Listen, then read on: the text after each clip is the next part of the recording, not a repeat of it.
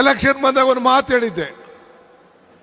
ಮೊನ್ನೆ ತಾನೇ ಕುಮಾರಸ್ವಾಮಿ ಅವರು ಬೆಂಗಳೂರು ನಗರದಲ್ಲಿ ಬಿಯಿಂದ ಎ ಖಾತೆ ಮಾಡಿಸ್ಬೇಕಾರೆ ನಮ್ಮ ಸರ್ಕಾರ ಬಂದ್ಬಿಡ್ತದೆ, ನೀವು ಯಾರು ದುಡ್ಡು ಕಟ್ಟಕ್ಕೆ ಹೋಗ್ಬೇಡಿ, ನಾವು ಬಂದು ಮಾಡ್ತೀವಿ ಅಂತ ಪಾಪ ಮಾತಾಡಿದ್ದಾರೆ. ಅದಕ್ಕೆ ಹಿಂದೆನೇ ನಾನು ಉತ್ತರವನ್ನು ಹೇಳಿದ್ದೇನೆ. ಕೊಟ್ಟ ಕುದುರೆಯನ್ನು ಅಲ್ಲಮ್ಮ ಪ್ರಭುಗಳು ಒಂದ್ ಕಡೆ ಒಂದು ಮಾತು ಹೇಳ್ತಾರೆ, ಕೊಟ್ಟ ಕುದುರೆಯನ್ನು ಹೇರಲು ಬಯಸುವನು ವೀರನೂ ಅಲ್ಲ ಶೂರನೂ ಅಲ್ಲ.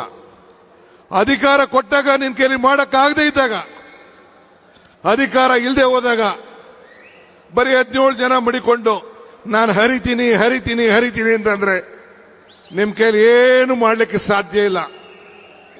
ಸುಮಾರು 1,40,000ಕ್ಕೂ ಹೆಚ್ಚು ಕೋಟಿ ರೂಪಾಯಿಗಳನ್ನ ಈ ಗ್ಯಾರಂಟಿ ಯೋಜನೆಗಳಿಗೆ ಖರ್ಚು ಮಾಡಿದ್ದೇವೆ. 1,40,000 ಕೋಟಿಗೂ ಹೆಚ್ಚು ಹಣವನ್ನ ಗ್ಯಾರಂಟಿ ಯೋಜನೆಗಳಿಗೆ ಖರ್ಚು ಮಾಡಿದ್ದೇವೆ. ಇದರಿಂದ ನಮ್ಮ ನಾವು ಜನರಿಗೆ ಏನು ಹೇಳಿದ್ದು, ನಾವು ಸಂವಿಧಾನದ ರೀತಿಯ ನಡ್ಕೊಳ್ತೇವೆ. ಬಾಬಾ ಸಾಹೇಬ್ ಅಂಬೇಡ್ಕರ್ ಅವರು ಸಂವಿಧಾನ ರಚನಾ ಸಭೆಯಲ್ಲಿ ಒಂದು ಮಾತನ್ನ ಹೇಳಿದ್ರು. ಏನಪ್ಪಾ ಅದು ಅಂತಂದ್ರೆ, ರಾಜಕೀಯ ಸ್ವಾತಂತ್ರ್ಯ ಯಶಸ್ವಿ ಆಗಬೇಕಾದ್ರೆ ಪ್ರತಿಯೊಬ್ಬರಿಗೂ ಕೂಡ ಸಾಮಾಜಿಕವಾಗಿ ಆರ್ಥಿಕವಾಗಿ ಶಕ್ತಿಯನ್ನು ತುಂಬಿದಾಗ ಮಾತ್ರ ರಾಜಕೀಯ ಸ್ವಾತಂತ್ರ್ಯ ಸಾರ್ಥಕ ಆಗ್ತದೆ ಅಂತಕ್ಕಂಥ ಮಾತುಗಳನ್ನು ಹೇಳಿದರು. ಪ್ರೀತಿಯ ಸ್ನೇಹಿತರೆ, ನಿಮ್ಮೆಲ್ಲರಿಗೂ ನಮಸ್ಕಾರ. ನಾನು KJ ಹಳ್ಳಿ ಸುರೇಶ್. ರಾಜ್ಯ ಸರ್ಕಾರ ಅಧಿಕಾರಕ್ಕೆ ಬಂದು ನಾಳೆಗೆ 3 ವರ್ಷ ಆಗತ್ತೆ. ನಾಳೆ ಮಾಡಬೇಕಾಗಿತ್ತು, ಅದು ಏನು KSRTC ನೌಕರರು ಸ್ಟ್ರೈಕ್ ಮಾಡ್ತಾರೆ ಅನ್ನೋ ಕಾರಣಕ್ಕೋಸ್ಕರ ತೊಂದರೆ ಆಗುತ್ತೆ ಅಂತೇಳಿ ಇವತ್ತು ಮಾಡಿದ್ರು. ಒಟ್ಟು ಅಧಿಕಾರಕ್ಕೆ ಬಂದು 3 ವರ್ಷಗಳ ಆಗಿರುವ ಕಾರಣ ನಾವು ದೊಡ್ಡ ಸಾಧನೆ ಮಾಡಿದ್ದೀವಿ, ದೊಡ್ಡ ಪ್ರಗತಿಯನ್ನ ಕಂಡಿದ್ದೇವೆ ಅಂಥೇಳಿ ತುಮಕೂರಿನಲ್ಲಿ ಸಾಧನಾ ಸಮಾವೇಶ ಅಂಥೇಳಿ ಕೋಟ್ಯಾಂತರ ರೂಪಾಯಿ ಹಣವನ್ನು ಖರ್ಚು ಮಾಡಿ ಸರ್ಕಾರದ ಆಡಳಿತ ಯಂತ್ರವನ್ನ ಅಲ್ಲಿ ಬಳಸಿಕೊಂಡು ಲಕ್ಷಾಂತರ ಜನರನ್ನ ಕರೆಸ್ಕೊಂಡು ಇವರೇ ಬಿಲ್ಡಪ್ ಅನ್ನ ಕೊಟ್ಕೊಂಡು ಜೈಕಾರ ಘೋಷಣೆಗಳನ್ನ ಮಾಡಿಕೊಂಡು ಆಮೇಲೆ ಲಕ್ಷಾಂತರ ರೂಪಾಯಿ ಕಟೌಟು ಬ್ಯಾನರ್ಗಳನ್ನು ಹಾಕಿಸ್ಕೊಂಡು ಮತ್ತೆ ದೊಡ್ಡ ಸ್ಟೇಜ್ಗಳನ್ನ ಹಾಕೊಂಡು ಸಮಾವೇಶವನ್ನ ಮಾಡಿದ್ದಾರೆ. ಹೇಳಿ ಸ್ನೇಹಿತರೆ, ಇದು ಸಾಧನಾ ಸಮಾವೇಶನ ಅಥವಾ ರೋದನಾ ಸಮಾವೇಶನ? ನನಗಂತೂ ಅರ್ಥ ಆಗ್ತಾ ಇಲ್ಲ. ಜನಸಾಮಾನ್ಯರು ಅನೇಕ ಸಮಸ್ಯೆಗಳಿಂದ ಒದ್ದಾಡ್ತಿದ್ದಾರೆ. ಇವರಿಗೆ ಸಮಾವೇಶಗಳ ಹುಚ್ಚು, ನಾವೇನೋ ದೊಡ್ಡ ಸಾಧನೆ ಮಾಡಿದ್ದೀವಿ ಅಂತೇಳಿ ಹೇಳ್ಕೊಳ್ಬೇಕನ್ನೋ ಹೋಗಿ ಅಲ್ಕಂಡ್ರಪ್ಪ. ನೀವು ನಿಜವಾಗ್ಲೂ ಸಾಧನೆ ಮಾಡಿದ್ರೆ, ನೀವು ಪ್ರಗತಿ ಮಾಡಿದ್ರೆ, ರಾಜ್ಯದ ಜನರ ಬದುಕನ್ನ ಹಸನುಗೊಳಿಸಿದ್ರೆ ಅದು ಜನಸಾಮಾನ್ಯನ ಮನಸ್ಸಿನಲ್ಲಿ ಹೃದಯದಲ್ಲಿ ಇದ್ದೇ ಇರುತ್ತೆ. ಇವರು ಒಳ್ಳೆ ಕೆಲಸ ಮಾಡಿದ್ರು ಕಣ್ರಿ ಅಂತ ಜನರು ಮಾತಾಡಬೇಕು. ಜನ ನಿಮ್ಮ ಆಡಳಿತದ ವೈಖರಿಯನ್ನ ಇಷ್ಟಪಟ್ಟು ಅವರು ಸ್ವಹಿತಾಸಕ್ತಿಯಿಂದ ಮಾತಾಡಬೇಕು. ನೀವು ದುಡ್ಡು ಕೊಟ್ಟೆಲ್ಲ ಕರೆಸ್ಕೊಂಡು ನೀವು ಬಸ್ಗಳನ್ನೆಲ್ಲ ಕರೆಸಿ ಏನೋ ಒಂದು 20 ಕೋಟಿ ಏನೋ ಖರ್ಚು ಮಾಡಿದ್ದಾರೆ ಅಂತ ಸುದ್ದಿ. ಜಿಲ್ಲಾ ಆಡಳಿತವೇ ಒಂದು 12 ಕೋಟಿಯನ್ನ ಅದಕ್ಕೆ ವ್ಯಯ ಮಾಡಿ ನಿಜವಾಗ್ಲೂ ಜನರ ತೆರಿಗೆ ಹಣ ಅಂದ್ರೆ ಸರ್ಕಾರನೇ ಈ ಸಮಾವೇಶಕ್ಕೆ ಹಣವನ್ನು ಖರ್ಚು ಮಾಡಿದ್ರೆ ಇದು ನಿಜಕ್ಕೂ ಕೂಡ ಅಪರಾಧ.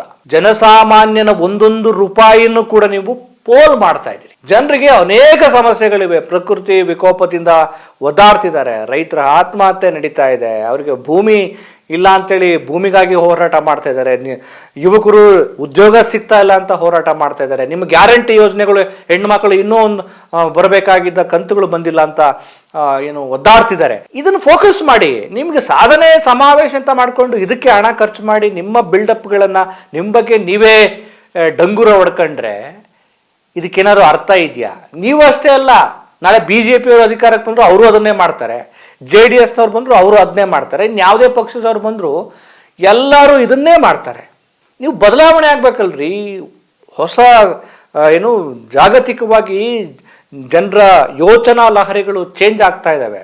ಆಮೇಲೆ ಜನರ ಮೈಂಡ್ ಸೆಟ್ ಕೂಡ ಬದಲಾಗ್ತಾ ಇದೆ. ಇಂಥ ಸಂದರ್ಭದಲ್ಲಿ ನಾವು ಈ ಹಳೆ ಪ್ಯಾಟ್ರನ್ಗಳನ್ನು, ಈ ರೀತಿ ದುಂದು ವೆಚ್ಚಗಳನ್ನು ನಿಮಗೆ ನೀವೇ ಬಿಲ್ಡಪ್ ಕೊಡೋದನ್ನು ಬಿಟ್ಟು, ಆಯ್ತು ನೀವು ಒಂದು ಟ್ವೀಟ್ ಮಾಡಿದ್ರೆ ಮುಗಿದೋಯ್ತು, ನೋಡ್ರಿ ನಮ್ಮ ಸರ್ಕಾರ ಬಂದು 3 ವರ್ಷ ಆಗಿದೆ, ನಾವು ಇಂಥದ್ದು ಮಾಡಿದ್ವಿ, ಹೀಗೆ ಮಾಡಿದ್ವಿ ಅಂತೇಳಿ ಒಂದು ಟ್ವೀಟು ಫೇಸ್ಬುಕ್ಕಲ್ಲಿ ಹಾಕಿದ್ರೆ ಮುಗಿದೋಯ್ತಪ್ಪ. ಅದಕ್ಕೆ ಸಮಾವೇಶ ಮಾಡಬೇಕು, ಲಕ್ಷಾಂತರ ರೂಪಾಯಿ ಜಾಹೀರಾತು ಕೊಡಬೇಕು, ಆ ಸಮಾವೇಶಕ್ಕೆ ಪೆಂಡಾಲು, ಅದಕ್ಕೆ ಕಾರ್ಯಕ್ರಮಗಳು, ವೇದಿಕೆ, ಸ್ಟೇಜು, ಊಟ ತಿಂಡಿ, ದುಡ್ಡು. ಯಾರದು ದುಡ್ಡು, ಯಾರ್ದು ಸಮಯ? ಅಷ್ಟೊಂದು ಜನ ಎಲ್ಲ ಕರ್ಕೊಂಬಂದು ಗುಡ್ಡ ಹಾಕೊಂಡು ಅವ್ರಿಗೆ ಬೇರೆ ಕೆಲಸ ಇರಲ್ವಾ? ಆಮೇಲೆ ಆಡಳಿತ ಯಂತ್ರವೇ ಅಲ್ಲಿ ತುಮಕೂರ್ಗೆ ಹೋಗಿ ಕೂರ್ಬೇಕಲ್ಲ, ಅದೇ ಆಡಳಿತ ಯಂತ್ರ ಬೇರೆ ಬೇರೆ ಕಡೆ ಹೋಗಿ ಕೆಲಸ ಮಾಡಬೇಕು. ನೀವು ಇದನ್ನ ಬಿಟ್ಟು ಸಮಾವೇಶ ಮಾಡ್ತೀವಿ ಅಂತ ಹೇಳಿ ಈ ರೀತಿ ಸರ್ಕಾರದ ಹಣ ಮತ್ತು ಜನರಿಗೆ ಮೀಸಲಿಡಬೇಕಾಗಿರುವ ಸಮಯ ಇದೆಯಲ್ಲ, ಬಹಳ ಇಂಪಾರ್ಟೆಂಟ್, ವೆರಿ ಸ್ಪೀಷಿಯಸ್. ಆ ಸಮಯವನ್ನು ನೀವು ಸದ್ವಿನಿಯೋಗ ಮಾಡ್ಕೋಬೇಕಲ್ಲ. ಅದನ್ನು ಬಿಟ್ಟು ನೀವು ನಿಮ್ಮದೇ ಬಿಲ್ಡಪ್ಗಳು, ನಾನು ಒಂದಷ್ಟು ವಿಡಿಯೋಗಳನ್ನು, ಆ ಡಿ ಕೆ ಶಿವಕುಮಾರ್ ಅವರು ಇರ್ಬೋದು, ಅವರೆಲ್ಲ ನೀವು ಬರೀ ಇಂಥ ವೇದಿಕೆಗಳನ್ನು ಬರೀ ಈ ರೀತಿ ಎದುರಾಳಿಗಳನ್ನು ಟೀಕೆ ಮಾಡೋದಕ್ಕೆ, ಆ ಎಚ್ ಡಿ ಕುಮಾರಸ್ವಾಮಿ ಅವ್ರನ್ನ ಬೈಯೋದಕ್ಕೆ, ಅದೇನೋ ಹರಿತೀನಿ ಅಂತೇಳಿ ಹೇಳ್ತಿದ್ದಲ್ಲಪ್ಪ, 17 ಜನರು ಇಟ್ಕೊಂಡು ಏನು ಏನ್ರಿ ಈ ರೀತಿಯ ಭಾಷಣಗಳನ್ನು ಮಾಡಕ್ಕೆ ಕೋಟಿಗಟ್ಟಲೆ ದುಡ್ಡು ಖರ್ಚು ಮಾಡಿಕೊಂಡು ಇಡೀ ಸರ್ಕಾರವೇ ಅಲ್ಲಿಗೆ ಹೋಗಿ ಈ ರೀತಿ ಜಾತ್ರೆ ಮಾಡೋ ಅವಶ್ಯಕತೆ ಇದೆಯಾ? ಇನ್ನು ರಾಜ್ಯದಲ್ಲಿ ವಿರೋಧ ಪಕ್ಷ ಅದು ಐತೋ ಇದೆಯೋ ಇಲ್ವೋ ಅನ್ನೋ ಥರದಲ್ಲಿದೆ. ಅಗ್ರೆಸಿವ್ ಆಗಿ ಸರ್ಕಾರವನ್ನು ಕಟ್ಟಿ ಹಾಕಿ ಪ್ರಶ್ನೆ ಮಾಡುವ ಅಂತ ಧೀಮಂತಿಕೆಯನ್ನು, ಸಾಮರ್ಥ್ಯವನ್ನು ಅದು ತೋರ್ತಾ ಇಲ್ಲ. ಈ 3 ವರ್ಷ ಏನೋ ಮಾಡಿದೀವಿ ಅಂತ ಹೇಳ್ತಿದ್ರಲ್ಲ, 3 ವರ್ಷ ಅಧಿಕಾರಕ್ಕೆ ಸಿದ್ದರಾಮಯ್ಯ ಎರಡನೇ ಬಾರಿಗೆ CM ಆದಾಗ ಪ್ರಾರಂಭದಲ್ಲೇ ಶುರುವಾಯಿತು. ಏನು ವಾಲ್ಮೀಕಿ ಅಭಿವೃದ್ಧಿ ನಿಗಮದ ಹಗರಣದ ಆರೋಪ ಶುರುವಾಯಿತು. ಆಮೇಲೆ ಸ್ವತಃ ಸಿದ್ದರಾಮಯ್ಯನವರ ವಿರುದ್ಧವೇ ಮೂಢ ಹಗರಣದ ಆರೋಪ, ಅದನ್ನ ಸಾಬೀತುಪಡಿಸೋದಕ್ಕೆ ಅವರು ಒದ್ದಾಟ. ಒಬ್ಬ ಮುಖ್ಯಮಂತ್ರಿಯಾಗಿ ಬರೀ ಈ ರೀತಿಯ ಇದರಲ್ಲೇ ಮುಳುಗಿದ್ರೆ ಅಭಿವೃದ್ಧಿ ಹೆಂಗಾಗತ್ತೆ? ಆನಂತರ ಜನಸಾಮಾನ್ಯರ ಬೇಡಿಕೆಗಳಿದ್ವಲ್ಲ, ಒಳ ಮೀಸಲಾತಿ ವಿಚಾರಕ್ಕೆ ಸಂಬಂಧಪಟ್ಟಂಗೆ ನೀವು ಜಾರಿ ಮಾಡಿ ಅಂತೇಳಿ ನೀವು ಅದನ್ನು ಸತಾಯಿಸಿದ್ದು. ಆನಂತರ ಏನು ಜನಗಣತಿ, ಜಾತಿ ಸಮೀಕ್ಷೆ ಆಯ್ತಲ್ಲ, ಅದನ್ನು ನಾವು ಮಾಡಿಯೇ ತೀರ್ತೀವಿ ಅಂತ ಹೇಳಿ ಸತಾಯಿಸಿ ಅದನ್ನು ಜನರಿಗೆ ಜನಮಾನಸದಲ್ಲಿ ಇಲ್ದಾಗೆ ಅದನ್ನು ಮರೆಸೇ ಬಿಟ್ರಿ. ಎಷ್ಟು ವಿಚಾರಗಳಿದಾವೆ. ಇನ್ನು ಇಂಪಾರ್ಟೆಂಟ್ ಏನು ಅಂದ್ರೆ, ಇತ್ತೀಚೆಗೆ ಒಂದು ದೊಡ್ಡ ಹೋರಾಟ ಮಾಡಿದ್ರು ಯುವಕರು, ನಮ್ಗೆ ಉದ್ಯೋಗ ಕೊಡಿ ಅಂತೇಳಿ. ಆ ಹೋರಾಟಕ್ಕೆ ಬೆಚ್ಚಿ ಬಿದ್ದು ನಾವು ಒಂದು 15-20 ಸಾವಿರ ಏನು ನೇಮಕಾತಿ ಮಾಡ್ಕೊಳ್ತೀವಿ ಅಂತ, 1 ಲಕ್ಷ 2 ಲಕ್ಷ ಏನು ಉದ್ಯೋಗ ಖಾಲಿ ಇದ್ದಾವೆ, ಸೊ ನೇಮಕ ಮಾಡ್ಕೊಳ್ತೀವಿ ಅಂತ ಹೇಳ್ತಿದ್ದೀರಿ. ಅದು ಇನ್ನು ಯಾವಾಗ ಗೊತ್ತಿಲ್ಲ. ಇಷ್ಟೆಲ್ಲ ಸಮಸ್ಯೆಗಳಿದ್ದಾವೆ. ಇದ್ರ ನಡುವೆ ನಿಮಗೆ ಸಾಧನಾ ಸಮಾವೇಶ ಮಾಡೋಕ್ಕೂ ಸಮಯ ಸಿಗುತ್ತೆ, ಆರಾಮಾಗಿದ್ದೀರಿ ಅಂತಂದ್ರೆ ನಿಜವಾಗ್ಲೂ ನೀವು ಸಾಧನೆ ಮಾಡಿದ್ದೀರಾ? ಅದನ್ನು ಜನ ಇರಬೇಕು. ಇದು ಒಂದು ರೀತಿ ಅಸಹ್ಯ. ಈ ಸಮಾವೇಶಗಳನ್ನು ಮಾಡೋದು, ಈ ರೀತಿ ರಾಜಕೀಯ ಜಾತ್ರೆಗಳನ್ನು ಮಾಡೋದು, ನಿಮ್ಮ ಕಟೌಟ್ಗಳನ್ನ ಹಾಕೊಳ್ಳೋದು. ಇನ್ನೊಂದು ನೋಡಿದೆ, ಅವ್ರು ಯಾರೋ ಹೆಣ್ಣು ಮಕ್ಕಳು ನಿಮ್ಮ ಸಾಧನೆಯನ್ನು ಮೆಚ್ಚಿ ಬೆಳ್ಳಿಯ ಏನು ತುಳಸಿ ಕಟ್ಟೆಯನ್ನು ಕೊಟ್ಟಿದ್ದಾರಂತೆ. ಪಾಪ ಅವ್ರಿಗೆ ಜೀವನ ನಡೆಸೋದೇ ಕಷ್ಟ ಆಗಿರುತ್ತೆ ಹೆಣ್ಮಕ್ಳು. ನಿಮಗೆ ಇವ್ರಿಗೆ ದುಡ್ಡು ಹಾಕ್ಬಿಟ್ಟು ತುಳಸಿ ಕಟ್ಟೆನ, ಅದು ಬೆಳ್ಳಿ ತುಳಸಿ ಕಟ್ಟೆ ಕೊಡ್ತಾರೆ, ನೀವೇ ದುಡ್ಡು ಹಾಕೊಂಡು ನೀವೇ ರೆಡಿ ಮಾಡ್ಕೊಂಡು ನೀವೇ ಕೊಟ್ಕೊಳ್ಳೋದು. ಏನ್ರಿ ಅದು? ಇವೆಲ್ಲ ಇನ್ನು ಯಾವಾಗ ಒಂದು ಮೌಲ್ಯಯುತವಾದ ರಾಜಕಾರಣವನ್ನು ಮಾಡೋದು? ಸ್ನೇಹಿತರೆ ನೋಡಿ, ರಾಜ್ಯದ ಸಮಸ್ಯೆಗಳ ಬಗ್ಗೆ ನಾನು ಹೇಳ್ತಾ ಹೋಗ್ತೀನಿ. ಇವ್ರು ಜಾತ್ರೆ ಮಾಡ್ತಿದ್ದಾರೆ, ಸಮಾವೇಶ ಮಾಡ್ತಿದ್ದಾರೆ. ರಾಜ್ಯದಲ್ಲಿ ಕುಡಿಯುವ ನೀರಿನ ಸಮಸ್ಯೆ ತಾಂಡವಾಡ್ತಿದೆ, ಬೇಸಿಗೆ ಒದ್ದಾಡ್ತಿದ್ದಾರೆ, ಜಾನುವಾರುಗಳು ತೊಂದರೆಯಲ್ಲಿದ್ದಾರೆ, ಮತ್ತು ಉಷ್ಣ ಹವೆ ಸಮಸ್ಯೆ ಇದೆ. ಕೆಲವು ಭಾಗಗಳಲ್ಲಿ ಸಿಕ್ಕಾಬಟ್ಟೆ ಬಿಸಿಲು. ಅದಕ್ಕೇನು ಪರಿಹಾರ? ಜನರಿಗೆ ಯಾವ ರೀತಿ ಪರಿಹಾರ ಕೊಡಬೇಕು? ಈ ಸಮಸ್ಯೆಗೆ ಪರಿಹಾರ ಕಂಡುಕೊಳ್ಳೋದು ಹೇಗೆ? ಅದ್ರ ಬಗ್ಗೆ ತಲೆ ಕೆಡಿಸ್ಕೊಳ್ತಾ ಇಲ್ಲ. ಆಮೇಲೆ ಇದು ನೋಡಿ, ಇದು ಪ್ರಿಯಾಂಕ ಖರ್ಗೆ ಅವರ ಇದು ಏನು ಡಿಪಾರ್ಟ್ಮೆಂಟ್ಗೆ. ಇನ್ನು ನೋಡಿ, ರಾಜ್ಯದ 20 ಜಿಲ್ಲೆಗಳ 60 ತಾಲೂಕುಗಳ 324 ಗ್ರಾಮಗಳಲ್ಲಿ ಕುಡಿಯುವ ನೀರಿನ ಸಮಸ್ಯೆ ಇದೆ. ಪ್ರಿಯಾಂಕ ಖರ್ಗೆ ಅವರು ಇದ್ರ ಬಗ್ಗೆ ಯೋಚನೆ ಮಾಡಬೇಕಾಗಿದೆ. ನೋಡಿ, 20 ಜಿಲ್ಲೆಗಳ 60 ತಾಲೂಕುಗಳ 324 ಗ್ರಾಮಗಳಲ್ಲಿ ಕುಡಿಯುವ ನೀರಿನ ಸಮಸ್ಯೆ ಇದೆ. ಇದು ಮುಖ್ಯಮಂತ್ರಿಗೂ ಸಂಬಂಧಪಡುತ್ತೆ, ಉಪಮುಖ್ಯಮಂತ್ರಿಗೂ ಸಂಬಂಧಪಡುತ್ತೆ, ಇಡೀ ಒಟ್ಟಾರೆ ನಿಮ್ಮ ಸರ್ಕಾರಕ್ಕೆ ಸಂಬಂಧಪಡುತ್ತೆ. ಏನ್ರಪ್ಪ ಮಾಡ್ತಾ ಇದ್ದೀರಿ? ಕುಡಿಯೋ ನೀರಿನ ಸಮಸ್ಯೆ ಬಗೆಹರಿಸೋದಕ್ಕೆ ನೀವು ಶ್ರಮ ಪಡ್ಬೇಕಲ್ವಾ? ಶಾಸಕರು, ಸಚಿವರುಗಳು, ನಿಮ್ಗೂ ಜಿಲ್ಲಾ ಉಸ್ತುವಾರಿ ಅಂತೆಲ್ಲ ಕೊಟ್ಟಿರ್ತಾರಲ್ಲ. ಸಾಧನೆ ಸಮಾವೇಶ, ಏನ್ ಸಾಧನೆ? ಇದು ಸಾಧನೆನಾ? ಆಮೇಲೆ ನೋಡಿ, ಭಾರಿ ಮಳೆಗೆ ಪ್ರಕೃತಿ ವಿಕೋಪ, ಕೆಲವು ಸಲ ಅತಿವೃಷ್ಟಿನೂ ಆಗುತ್ತೆ, ಅನಾವೃಷ್ಟಿನೂ ಆಗುತ್ತೆ. ಅತಿವೃಷ್ಟಿ ಅನಾವೃಷ್ಟಿ ಆದಾಗ, ಪ್ರಕೃತಿ ವಿಕೋಪ ಉಂಟಾದಾಗ ಅದನ್ನು ಬಗೆಹರಿಸೋದಕ್ಕೆ ಬಜೆಟ್ನಲ್ಲಿ ನೀವು ದುಡ್ಡನ್ನು ಮೀಸಲಿಡಬೇಕು. ಅದೆಷ್ಟು ಇಟ್ಟಿದ್ದೀರೋ ಅದನ್ನ ನೀವೇ ಸ್ಪಷ್ಟನೆ ಕೊಡಬೇಕು, ಮತ್ತೆ ಅದನ್ನು ವಿನಿಯೋಗ ಮಾಡಬೇಕಲ್ಲ. ಅದೂ ಗೊತ್ತಿಲ್ಲ. ನೋಡಿ, ಭಾರೀ ಮಳೆಗೆ ಹಾವೇರಿ ಜಿಲ್ಲೆಯ 1235 ಹೆಕ್ಟರ್ ಭೂಮಿಯಲ್ಲಿ ಬೆಳೆ ನಾಶ ಆಗಿದೆ, ಸರ್ಕಾರದ ಗಮನಕ್ಕೆ. ಆಮೇಲೆ Kolar 832 hectare, Belagavi 324 hectare, Koppal 100 hectare, Kalaburagi, Bagalkot, Davanagere, Yadgir, Shivamogga, Chitradurga, ಹೀಗೆ ಅತಿ ಹೆಚ್ಚು ಮಳೆಯ ಕಾರಣದಿಂದಾಗಿ ರೈತರು ತಾವು ಬೆಳೆದ ಬೆಳೆಯನ್ನ ಕಳೆದುಕೊಂಡಿದ್ದಾರೆ, ಅಕ್ಷರಶಃ ಬೀದಿಗೆ ಬಿದ್ದಿದ್ದಾರೆ.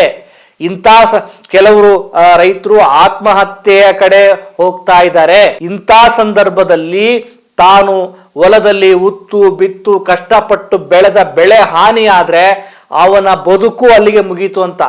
ಇಂತಹ ದುಸ್ಥಿತಿಯ ಸಂದರ್ಭದಲ್ಲಿ ಯಾರ್ಯಾರು ಬೆಳೆ ಹಾನಿಯಾಗಿದೆ, ಯಾವ್ಯಾವ ಕುಟುಂಬಕ್ಕೆ ತೊಂದರೆ ಆಗಿದೆ ಅಂತ ಹೇಳಿ ನೀವು ಫೈಂಡ್ ಔಟ್ ಮಾಡಿ ಅವರಿಗೆ ಹಣವನ್ನು ಕೊಡುವ, ಅವರನ್ನ ಕಷ್ಟದಿಂದ ಪಾರು ಮಾಡೋ ಕೆಲಸ ಮಾಡಬೇಕು, ಸಮಾವೇಶ ಮಾಡಬೇಕು. ಲಕ್ಷಾಂತರ ಹೆಕ್ಟೇರ್ ಭೂಮಿಯಲ್ಲಿ ಬೆಳೆ ನಾಶ ಆಗಿದೆಯಲ್ಲ, ಏನು ದ್ರಾಕ್ಷಿ, ಭತ್ತ, ಕಲ್ಲಂಗಡಿ, ತೆಂಗು, ಮಾವು, ಹೀಗೆ ಎಲ್ಲ ನಾಶ ಆಗಿದೆ. ಅದಕ್ಕೆ ಪರಿಹಾರ ಕೊಡಬೇಕಲ್ಲ, ಅದನ್ನು ಕೆಲಸ ಮಾಡಬಿಟ್ಟು ಸಮಾವೇಶ ಮಾಡ್ತಿರಲ್ಲ. ನಿಮಗೇನಾದರೂ ಇದೆಯಾ? ನಿಮಗಳಿಗೇನಾದರೂ ಇದೆಯಾ? ಮತ್ತು ಅದರಲ್ಲಿ ಆ ಭಾಷಣಗಳಲ್ಲಿ ಅದನ್ನ ರೀತಿನಿ ಇದನ್ನ ರೀತಿ, ಏನ್ರಿ ನಿಮ್ಮ ಭಾಷೆ, ನಿಮ್ಮ ಲ್ಯಾಂಗ್ವೇಜು, ಜನಸಾಮಾನ್ಯರ ಪಾಠಗಳು ನಿಮಗೆ ಗೊತ್ತಿದೆಯಾ? ಇದು ರೈತರ ಕಥೆ ಆಯಿತು.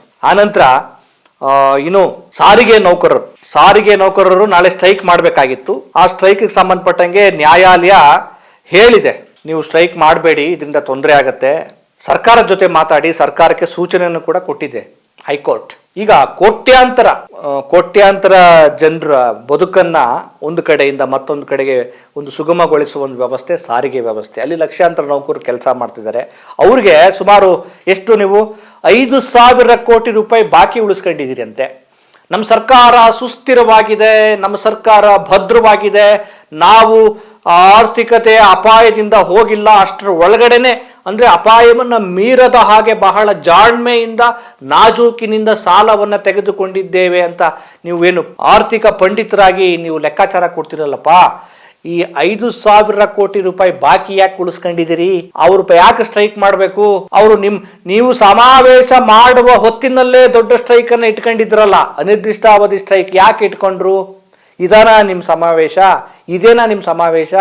ಇದೇನಾ ನಿಮ್ಮ ಸಾಧನೆ? ಇದನ್ನು ಬಗೆಹರಿಸಿ, ನಿಮ್ಮ ಆರ್ಥಿಕತೆಯ ಸುಸ್ಥಿರತೆ ಬಗ್ಗೆ ಹೇಳಿ.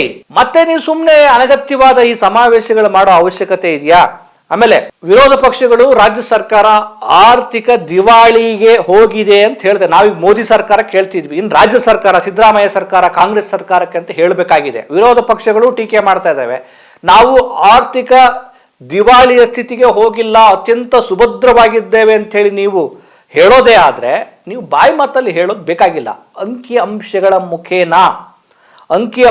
ಮುಖೇನ ನೀವು ಯಾವ ರೀತಿಯ ಆರ್ಥಿಕವಾದ ಸುಸ್ಥಿರತೆಯನ್ನ, ಕೃಷಿ ವೃದ್ಧಿಯಲ್ಲಿ, ಕೃಷಿಗೆ ವಿಚಾರಕ್ಕೆ ಸಂಬಂಧಪಟ್ಟಂಗೆ ಅಭಿವೃದ್ಧಿಯಲ್ಲಿ, ಪ್ರಗತಿಯ ಸೂಚ್ಯಂಕದಲ್ಲಿ ಎಷ್ಟು ಪ್ರಗತಿಯನ್ನು ಕಂಡುಕೊಂಡಿದ್ದೀರಿ, ಯಾವ ರೀತಿ ಆರ್ಥಿಕತೆಯ ಸುಸ್ಥಿರತೆಯನ್ನು ಉಳಿಸಿಕೊಂಡಿದ್ದೀರಿ ಅಂತೇಳಿ ಒಂದು ಶ್ವೇತಪತ್ರವನ್ನು ಹೊರಡಿಸಿ ಸರ್ಕಾರಕ್ಕೆ ನಿಮ್ಮ ಭಾಷಣಗಳ ಅಲ್ಲ, ಅಂಕಿಅಂಶಗಳ ಮುಖೇನ ನೀವು ಸ್ಪಷ್ಟಪಡಿಸ್ಬೇಕಲ್ಲ, ಅದನ್ನ ಮಾಡಿ.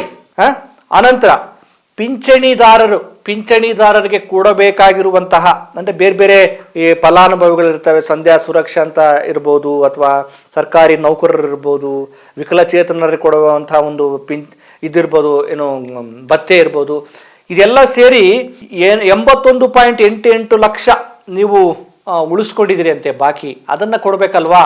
ಇದಾ ನಿಮ್ಮ ಸಮಾವೇಶ? ಇದಾ ನಿಮ್ಮ ಸಾಧನೆ?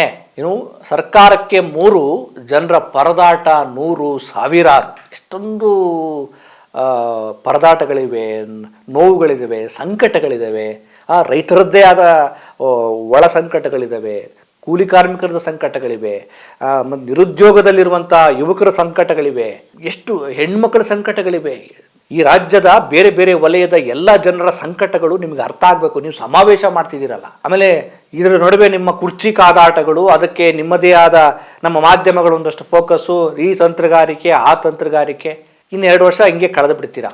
ಎಲ್ಲ ಸರ್ಕಾರಗಳು ಇದನ್ನೇ ಮಾಡಿದ್ರೆ ಜನರಿಗೆ ಏನ್ರಯ್ಯ? ಅದಕ್ಕೆ ಒಂದು ಗಾದೆ ಇದೆ, ಯಾರು ಬಂದರೂ ನಾವು ರಾಗಿ ಬೀಸ ತಪ್ಪಲ್ಲ ಅಂತೇಳಿ.